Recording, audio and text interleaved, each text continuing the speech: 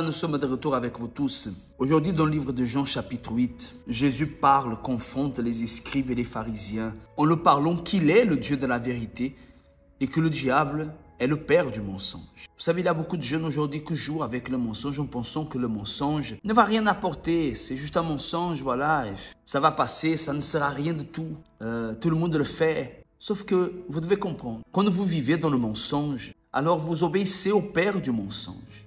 La parole de Dieu dit le suivant.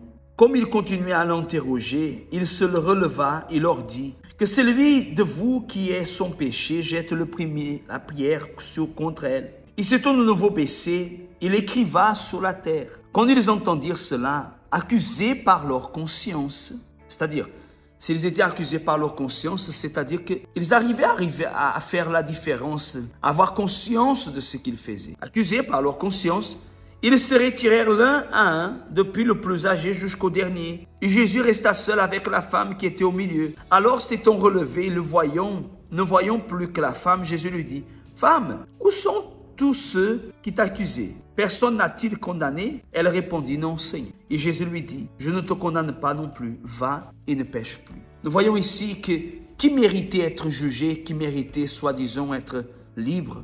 Les pharisiens, les scribes, écoutaient la parole, logiquement, ils devaient être libres, devaient être sauvés. Et cette femme qui a été découverte en péché devait être condamnée. Mais nous voyons l'inverse. Alors, ce que je voulais vous dire aujourd'hui, c'est que c'est la vérité qui compte devant Dieu, pas la perfection. Dieu n'attend pas de vous perfection, mais vérité. À partir du moment que vous êtes vrai et sincère et que vous parlez ce qui se passe et vous décidez d'abandonner, Jésus vous dit la même chose. Va et ne pêche plus. Moi aussi, je ne te condamne plus.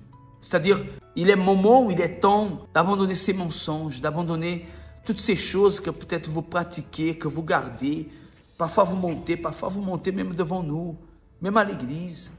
C'est-à-dire, il y a un mensonge. Les mensonges font partie de votre vie à l'école, avec vos parents, avec toutes les personnes qui vous entourent. Vous n'êtes pas vrai. Et vous venez après devant Dieu pour parler avec Dieu. Mais ok, peut-être ce que vous dites à Dieu est vrai, mais vous gardez le mensonge toujours. Alors, mensonge et vérité ne marchent pas ensemble. Il est temps que vous soyez vrai. Il est temps que vous dites la vérité. Seulement celui qui dit la vérité peut voir Dieu, peut s'approcher de Dieu, peut avoir l'esprit de vérité. Et peut-être c'est ce que vous avez besoin de faire.